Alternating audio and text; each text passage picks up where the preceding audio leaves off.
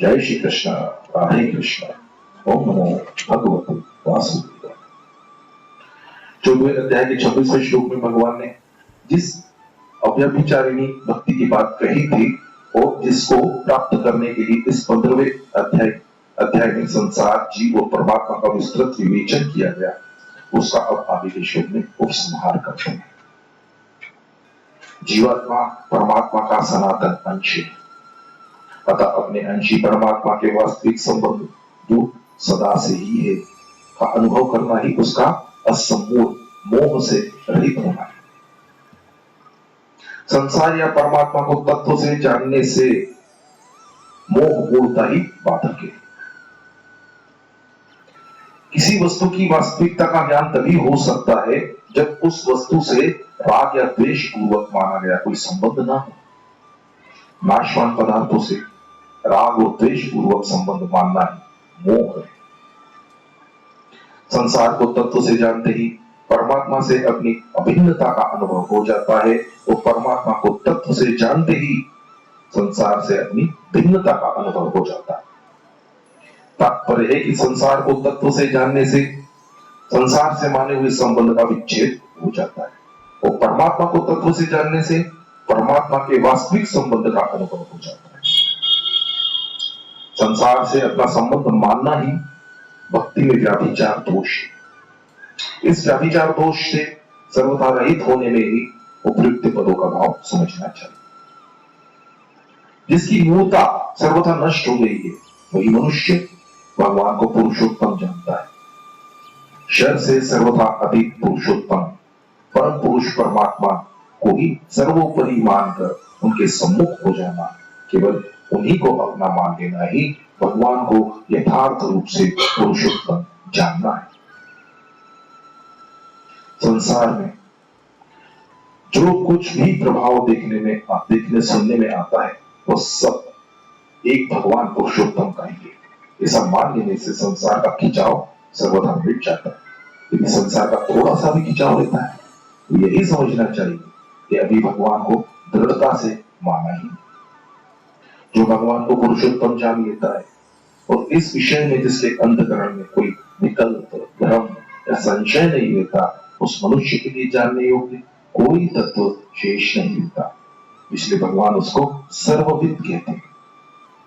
हे सौम्य, उस अविनाशी परमात्मा को जो कोई जान लेता है वो सर्वज्ञ, वो सर्वरूप परमेश्वर में प्रविष्ट हो जाता है।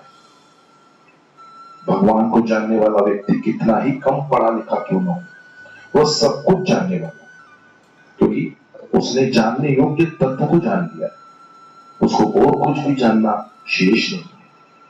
जो मनुष्य भगवान को पुरुषोत्तम जान लेता है उस सर्वविद मनुष्य की पहचान यह है कि वह सब प्रकार से स्वतः भगवान का ही भजन करता है।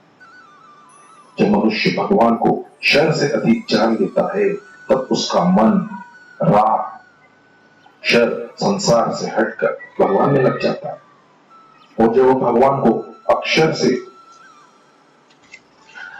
से उत्तम जान लेता है तब उसकी बुद्धि, श्रद्धा भगवान में लग जाती है। किसी विशेष महत्वपूर्ण बात पर मन राग पूर्वक तथा बुद्धि श्रद्धा पूर्वक लगती है।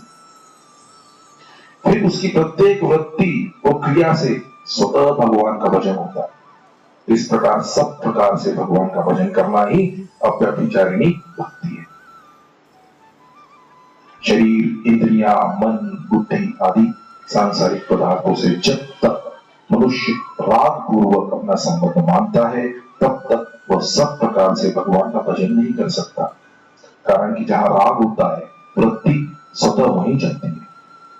मैं भगवान का हूं और भगवान ही मेरे हैं, इस वास्तविकता को दृढ़ता पूर्वक मान लेने से स्वतः सब प्रकार से भगवान का भजन होता है। फिर भक्त की मात्र क्रियाएं सोना, जागना, बोलना, चलना, खाना, पीना आदि भगवान की प्रसन्नता के लिए ही होती है, अपने लिए नहीं। ज्ञान मार्ग में जानना और भक्ति मार्ग में मानना मुख्य होता है। जिस बात में किंचित मात्र भी संदेह न हो उसे दृढ़ता पूर्वक मानना ही भक्ति मार्ग में जानना है। भगवान को सर्वोपरि मान लेने के बाद भक्त सब प्रकार से भगवान का ही भजन करता है। भगवान को पुरुषोत्तम सर्वोपरि मानने से भी मनुष्य सर्वविद हो जाता है। तो इस सब प्रकार से भगवान का भजन करते हुए भगवान को पुरुषोत्तम जाना जाए, इसमें तो कहना ही क्या है। जो भगवान को जानता है वह वास्तव में असमूल है, परंतु जो भगवान को नहीं जानता वह मूल है। क्षर और अक्षर दोनों ही समग्र भगवान के अंग हैं। अतः इनको जानने वाला मनुष्य सर्वविद सर्वज्ञ नहीं होता। जो क्षर से अतीत और अक्षर से उत्तम पुरुषोत्तम को जानता है वही मनुष्य सर्वविद अर्थात समग्र को जानने वाला है। ऐसा सर्वविद भक्त सब प्रकार से भगवान में ही लगा रहता है, क्योंकि उसकी दृष्टि में एक भगवान के सिवाय दूसरा कोई होता ही नहीं। गीता में सर्वविद शब्द केवल भक्त के लिए ही आया। भक्त समग्र को अर्थात लौकिक और अलौकिक दोनों को जानता है, इसलिए वह सर्वविद होता है। लौकिक के अंतर्गत अलौकिक नहीं आ सकता, पर अलौकिक के अंतर्गत लौकिक भी आ जाता है। अतः निर्गुण तत्व अक्षर को जानने वाला ब्रह्मज्ञानी सर्वविद नहीं होता, प्रत्युत समग्र भगवान को जानने वाला भक्त सर्वविद होता है। अरुंधति और दर्शन न्याय स्थूल से क्रमशः सूक्ष्म की ओर जाने के अनुसार भगवान ने इस अध्याय में पहले क्षर और फिर अक्षर का विवेचन करने के बाद अंत में पुरुषोत्तम का वर्णन किया। अपने पुरुषोत्तम तत्व को सिद्ध किया। ऐसा वर्णन करने का तात्पर्य और प्रयोजन क्या है, इसको भगवान आगे के श्लोक में बताते हैं। अनक अर्जुन को निष्पाप इसलिए कहा गया है कि वे दोष दृष्टि असूया से रहित थे। दोष दृष्टि करना पाप है, इससे अंतकरण अशुद्ध होता है। जो दोष और दृष्टि से रहित होता है वही भक्ति का पात्र होता है। गोपनीय बात दोष दृष्टि से रहित मनुष्य के सामने ही कही जाती है। 9वें अध्याय के पहले श्लोक में भी भगवान ने अर्जुन को दोष दृष्टि से रहित कहते हुए गौतम ज्ञान बताने की प्रतिज्ञा की थी। इस 15वें अध्याय में तो 9वें अध्याय से भी अधिक गोपनीय विषय बताया गया है। अतः यहाँ अनक का तात्पर्य असूया मानना ही उचित है। यदि दोष दृष्टि वाले मनुष्य के सामने गोपनीय बात कह दी जाए तो उस मनुष्य पर उस बात का उल्टा असर पड़ता है, अर्थात वह उस गोपनीय बात का उल्टा अर्थ लगाकर वक्ता में भी दोष देखने लगता है कि वह आत्मत्यागी है, दूसरों को मोहित करने के लिए कहता है इत्यादि। इससे दोष दृष्टि वाले मनुष्य की बहुत हानि होती है। दोष दृष्टि होने में खास कारण है अभिमान। मनुष्य में जिस बात का अभिमान है उस बात की उसमें कमी होती है। उस कमी को वह दूसरों में देखने लगता है। अपने में अच्छाई का अभिमान होने से दूसरों में बुराई दिखती है, और दूसरों में बुराई देखने से ही अपने में अच्छाई का अभिमान आता है। यह दोष दृष्टि वाले मनुष्य के सामने भगवान अपने को सर्वोपरि पुरुषोत्तम कहे तो उसको विश्वास नहीं होगा। उल्टे वह सोचेगा कि भगवान अपने मुंह अपनी बुराई करने वाले हैं। भगवान के प्रति दोष दृष्टि होने से उसकी बहुत हानि होती है। इसलिए भगवान और संत जन दोष दृष्टि वाले अश्रद्धालु मनुष्य के सामने गोपनीय बातें प्रकट नहीं करते। वास्तव में देखा जाए तो दोष दृष्टि वाले मनुष्य के सामने गोपनीय रहस्य युक्त बातें मुख से निकलती ही नहीं। अर्जुन के लिए अनक शब्द संबोधन देने में भी यही भाव भी हो सकता है कि इस अध्याय में भगवान ने जो परम गोपनीय प्रभाव बताया है वह अर्जुन जैसे दोष दृष्टि से रहित सरल पुरुष के सम्मुख ही प्रकट किया जा सकता है।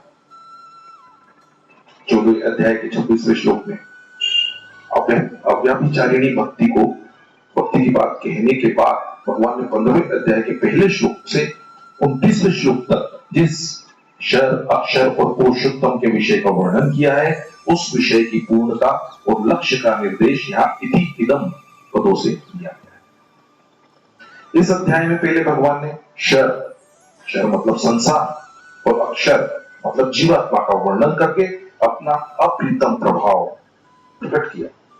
फिर भगवान ने यह गोपनीय बात प्रकट कर दी कि जिसका यह सब प्रभाव है वह क्षर से अधिक और अक्षर से उत्तम पुरुषोत्तम में ही। नाटक में स्वांग धारण किए हुए मनुष्य की तरह भगवान इस पृथ्वी पर मनुष्य का स्वांग धारण करके अवतरित होते हैं और ऐसा वर्ताव करते हैं कि अज्ञानी मनुष्य उनको जान नहीं पाते। स्वांग में अपना वास्तविक परिचय नहीं दिया जाता, गुप्त रखा जाता है, परंतु भगवान ने इस अध्याय में अपना वास्तविक परिचय देकर अत्यंत गोपनीय बात प्रकट कर दी कि मैं ही पुरुषोत्तम हूं। इसलिए इस अध्याय को गुह्यतम कहा गया है। शास्त्र में प्राय संसार, जीवात्मा और परमात्मा का वर्णन होता है। इन तीनों का ही वर्णन 15वें अध्याय में हुआ, इसलिए इस अध्याय को शास्त्र भी कहा गया। सर्वशास्त्रमयी गीता में केवल इसी अध्याय को शास्त्र की उपाधि भी दी है। इसमें पुरुषोत्तम का वर्णन मुख्य होने के कारण इस अध्याय को गुह्यतम शास्त्र कहा गया है। इस गुह्यतम शास्त्र में भगवान ने अपनी प्राप्ति के 6 उपायों का वर्णन किया। पहला, संसार को तत्व से जानना। दूसरा, संसार से माने हुए संबंध का विच्छेद करके एक भगवान के शरण होना। तीसरा, अपने में स्थित परमात्मा तत्व को जानना। चौथा, वेद अध्ययन के द्वारा तत्व को जानना। पांचवा, भगवान को पुरुषोत्तम जानकर सब प्रकार से उनका भजन करना। छठवा, संपूर्ण अध्याय के तत्व को जानना। जिस अध्याय में भगवत प्राप्ति के ऐसे सुगम उपाय बताए गए हों उसको शास्त्र कहना ही उचित है। इन पदों से भगवान यह कहते हैं कि संपूर्ण भौतिक जगत का प्रकाशक और अधिष्ठान समस्त प्राणियों के हृदय में स्थित, वेदों के द्वारा जानने योग्य एवं शर और अक्षर दोनों से उत्पन्न साक्षात मुझ पुरुषोत्तम के द्वारा ही यह गुह्यतम शास्त्र अत्यंत कृपापूर्वक कहा गया है। अपने विषय में जैसा मैं कह सकता हूं वैसा कोई नहीं कह सकता, कारण कि दूसरा पहले मेरी ही कृपा शक्ति से मेरे को जानेगा, फिर वह मेरे विषय में कुछ कहेगा, जबकि मेरे में अनजानपना है ही नहीं। वास्तव में स्वयं भगवान के अतिरिक्त दूसरा कोई भी उनके पूर्ण रूप को नहीं जान सकता। 6 अध्याय के 39वें श्लोक में अर्जुन ने भगवान से कहा था कि आपके सिवाय दूसरा कोई भी मेरे संशय का छेदन नहीं कर सकता। यहां भगवान मानो ये कह रहे हैं कि मेरे द्वारा कहे हुए विषय में किसी प्रकार का संशय रहने की संभावना ही नहीं है। पूरे अध्याय में भगवान ने जो संसार की वास्तविकता, जीवात्मा के स्वरूप और अपने अप्रीतम प्रभाव का एवं गोपनीयता का वर्णन किया है, उसका विशेष रूप से 19वां श्लोक का निर्देशन एतत् पद से कहा गया है।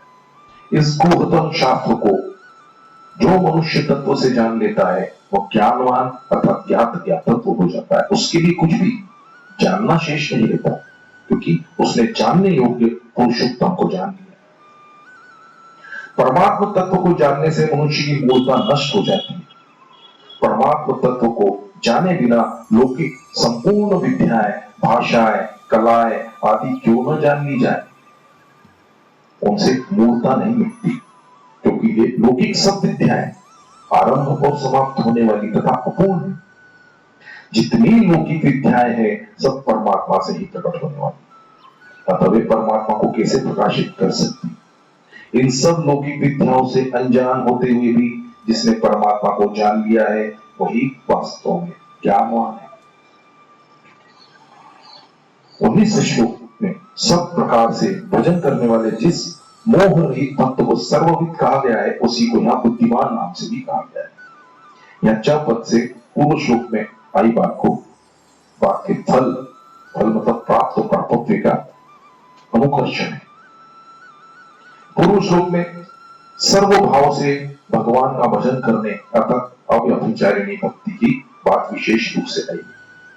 भक्ति के समान कोई लाभ नहीं है, अतः जिसने भक्ति को प्राप्त कर लिया वो प्राप्तव्य हो जाता है, अर्थात उसके लिए कुछ भी पाना शेष नहीं रहता।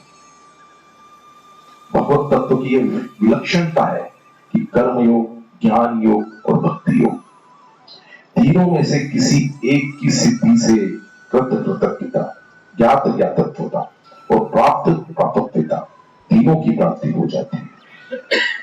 इसलिए जो भगवत तत्व को जान लेता है उसके लिए फिर कुछ जानना, पाना और करना शेष नहीं रहता, उसका मनुष्य जीवन सफल हो जाता है। विशिष्ट भाव यह है कि भगवान ने इस अध्याय में अपने आप को पुरुषोत्तम रूप से अर्थात अलौकिक समग्र रूप से प्रकट किया, इसलिए इसको गुह्यतम शास्त्र कहा गया है।